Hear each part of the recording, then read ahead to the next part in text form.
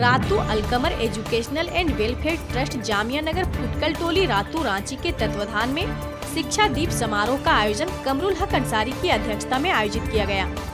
इस मौके पर बतौर मुख्य अतिथि अल्पसंख्यक कल्याण मंत्री हफीजुल हसन अंसारी, विशिष्ट अतिथि झारखंड अल्पसंख्यक आयोग के उपाध्यक्ष शमशेर आलम, पूर्व डिप्टी मेयर रांची अजयनाथ सहदेव, झारखंड मुक्ति मोर्चा रांची जिला मुश्ताक आलम, अश्वनी शर्मा रांची जिला उपाध्यक्ष, पद्मश्री मधु मंसूरी हंसमुख, कलाम आजाद उपाध्यक्ष झारखंड मुक्ति मोर्चा थे। मौके पर बोलते हुए मंत्री हफीजुल हसन ने कहा कि आज के समय में शिक्षा की सख्त जरूरत है। हैरत है कि जिस कौम में शिक्षा सबसे ऊपर होना चाहिए वह कौम सबसे पीछे है। हमारे यहाँ कुरान पाक की शुरुआत ही इकरा पढ़ से हुई है। इस्लाम में सबसे पहले कहा गया पढ़ो तब बाकी दूसरे काम करो।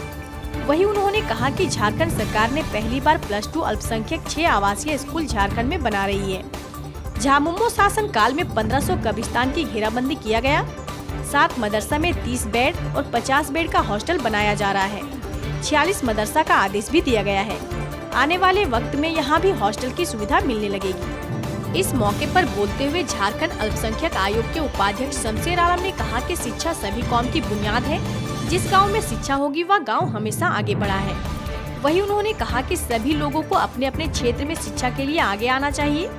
झारखंड के सभी मदरसा में तेजी से काम हो रहा है। मुझे खुशी हो रही कि अहले सुन्नत हज्जन समीरन अल बनात मदरसा में 300 लड़कियों के लिए आवासीय मदरसा है। वही मौके पर बोलते हुए Alqamar educational and welfare trust Jamia Nagar Futkal Toli के अध्यक्ष कमरुल हक ने कहा कि आने वाले वक्त में यह मदरसा झारखंड का एक पहचान होगा, जहां सिर्फ लड़कियों को मदरसा के साथ साथ आधुनिक शिक्षा भी दी जाती है। इस मौके पर 1000 जरूरतमंद लोगों की ठंड से बचने के लिए कंबल वितरण किया गया। शिक्षा इसके द्वारा जो भी सुविधा हो, जो भी अवसर का कल्याण के माध्यम से जो भी सुविधा हो, और रातू प्रखंड में भी उसकी रोशनी आनी चाहिए। यही हम आपसे निवेदन करना चाहते हैं। इन्हीं चंद बातों के साथ हम अपनी बात खत्म करते हुए पुनः हम अपने इलाके में, हम अपने क्षेत्र में आप हफीजुल हसन साहब का स्वागत और खैर मकदम करते हैं। इन्हीं चंद बातों के साथ हम गए हैं जिस मदरसे में, चाहे बोल सकरा हो, इटकी है और अभी 7 चतरा है, 7 मदरसा का हम दिए। बीएमसी हॉस्टल जो रांची मेन टाउन में है उसमें भी स्वीकृति हो गया। अभी एक योजना है MSTP, ये पुरानी नाम है, नया नाम दूसरा है। उसके तहत हम 25 लाख रुपया तक का भी कोई काम हम दे सकते हैं। अभी बहुत सारे मदरसा हैं जिसमें रूम का कमी है, तो उसमें हम रूम दे रहे हैं। कहीं PCC का जरूरत है, PCC दे रहे हैं। कहीं सामुदायिक भवन चाहिए, वहां हम दे रहे हैं। तो इसमें भी आप लोग लगे। और अभी सबसे कम अगर रिकमेंड हम किए होंगे तो रांची जिला से रिकमेंड मेरा किया है। रांची जिला का लोग बहुत कम, सबसे ज्यादा अगर कोई जिला का लोग गोड्डा, साहबगंज, पाकुड़ उधर हो गया, और इधर गढ़वा, चतरा, पलामू इधर का लोग एक्टिव है काम कराने। आप अगर लिस्ट देखिएगा तो आपको पता चलेगा। अभी हमको लगता है कि यहाँ जो बैठे हुए हैं एक भी आदमी MSTP योजना के लिए मेरा पास कागज लेके, एप्लीकेशन लेके नहीं आया। खाली झंडा और इधर और उधर फोकसबाजी करने से नहीं होगा, कुछ कामों करना होगा। आप काम नहीं कीजिएगा तो कैसे चलेगा? आप, मेरा पास फंड है, आप फंड लीजिए। खाली 2 कट्ठा 4 कट्ठा जमीन बेच के कमा ले, अगर बाद अपन सब कुछ काम भी कर, पैसा है। बहुत सारी योजनाएं हैं। अल्पसंख्यक वित्त निगम से आप लोन लीजिए। पढ़ाई में गुरुजी क्रेडिट कार्ड से आप लीजिए।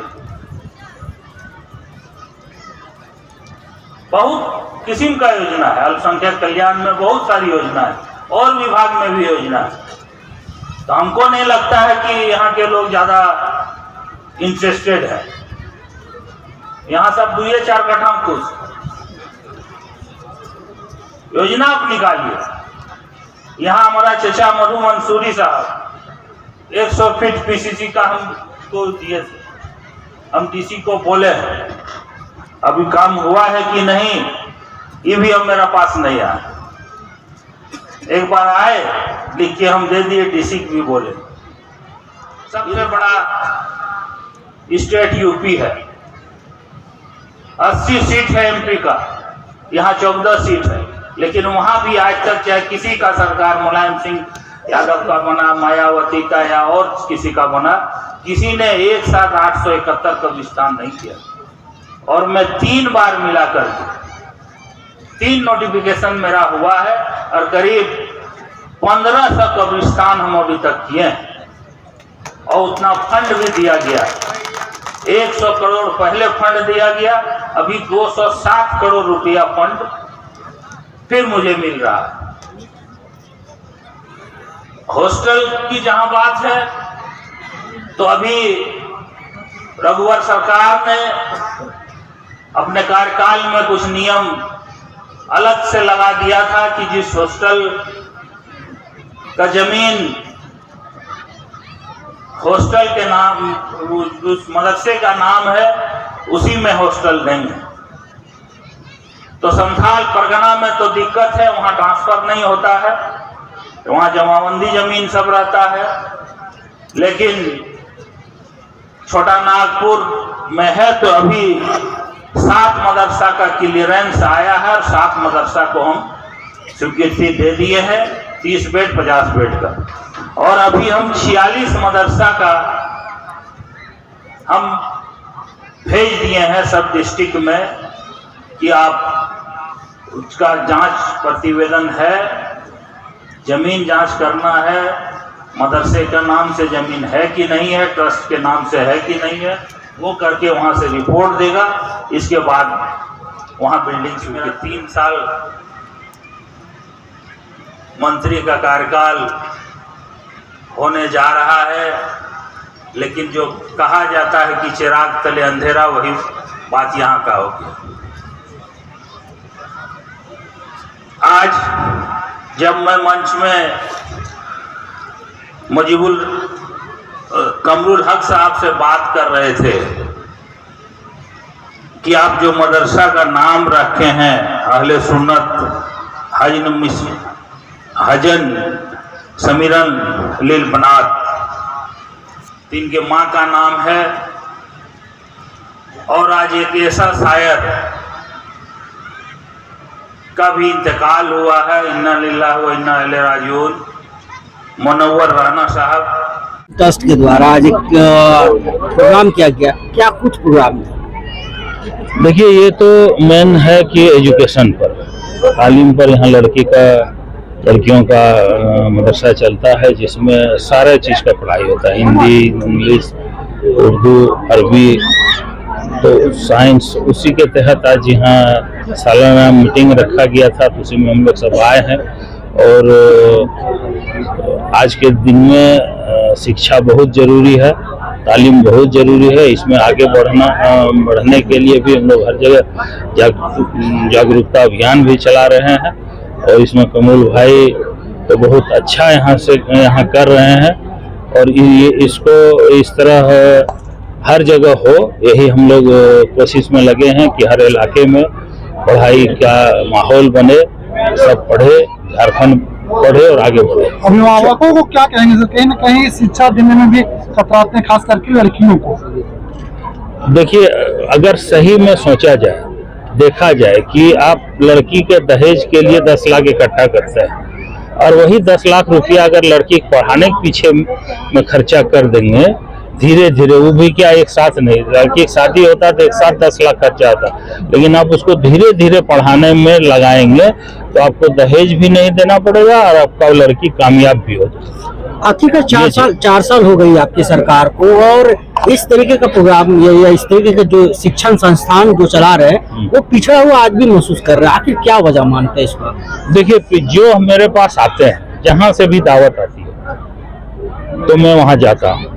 ये आने में देर किए तो यहाँ देर आए चिराग तले अंधेरे वाली बात है। मैं तो हर जगह जाता हूँ और जहाँ भी जाता हूँ, जिस शहर में जाता हूँ, मदरसा में जाता हूँ, वहाँ का शिक्षा के बारे में, वहाँ जो कमी है उसको दूर करने के बारे में और जागरूक भी करता हूँ कि आप सभी को 1 घंटा कम से कम आप अपने बाल बच्चे के साथ समय दें कि क्या पढ़ रहा है।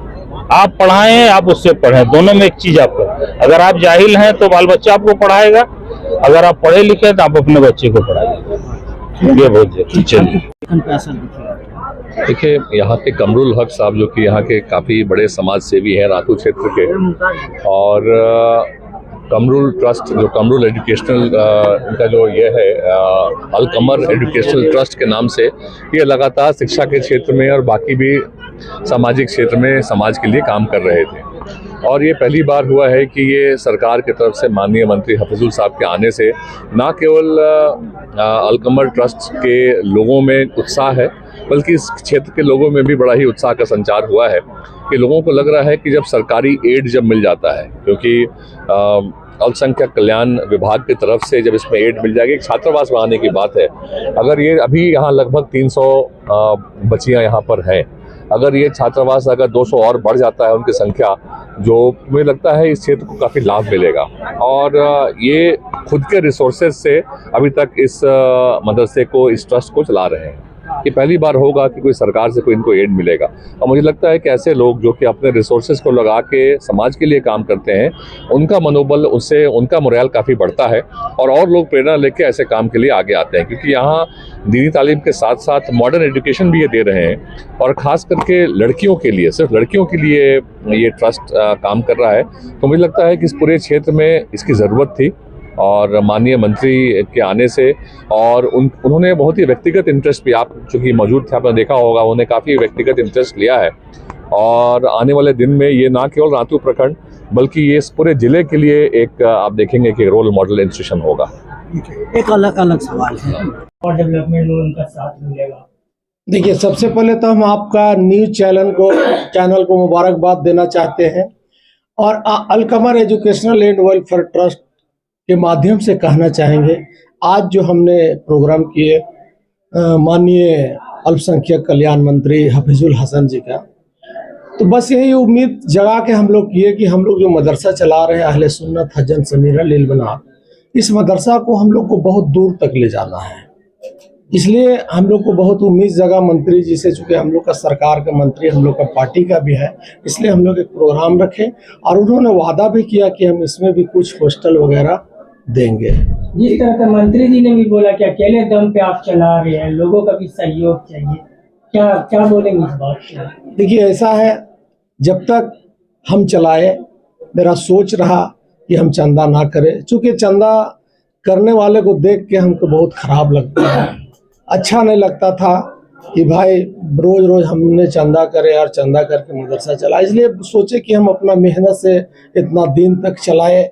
अब जैसे मंत्री जी का कहना है कि चंदा करें, तो देखते हैं, हमने भी कुछ सोचे हैं बच्चों लोग के लिए कि कैसे व्यवस्था किया जाए और कैसे इस मदरसा को चलाया जाए, उसके लिए हम फिर विचार विमर्श करेंगे। कितने बच्चे होंगे? अभी 300 बच्ची है। और कितनी क्लासेस तक है वो पूरे आलिमा तक है। किस तरह से बच्चों को तराश रहे कमरुल जी? मेरा सोच है कि बच्चा लोग को तराशने का मकसद मेरा यही है कि आज हम लोग का गरीब, मिस्किन, यतीम जितना भी बच्चे हैं, सब लोग का मदरसा खोलने का मेरा मकसद यही है कि हम लोग का खास करके मुस्लिम समाज में देखा जाता है कि बिना तिलक दहेज का शादी नहीं किया जाता है। अगर आप अपना बच्चों को आलिमा बना देते हैं तो इंशाअल्लाह फ्री ऑफ कॉस्ट उसका निकाह होगा और उसका सस्ता में से शादी होगी। एक आखिरी सवाल है, मदरसा का नाम आते ही एक अलग तरह का पिक्चर आ जाता है कि मदरसे में सिर्फ इस्लामिक पढ़ाई होता है, लेकिन मदरसों में किस तरह का? ऐसा नहीं है। मदरसा है, मदरसा में इस्लामिक पढ़ाई भी होता है और अंग्रेजी, हिंदी, मैथ, साइंस सभी तरह का पढ़ाई होता है। मेरा मदरसा बच्चे हैं, मदरसा में बच्चे हैं आपका बिहार से है, उड़ीसा से है, छत्तीसगढ़ से है, झारखंड से है, बंगाल से है, सभी जगह का बच्चे यहाँ तालीम पा रहे हैं।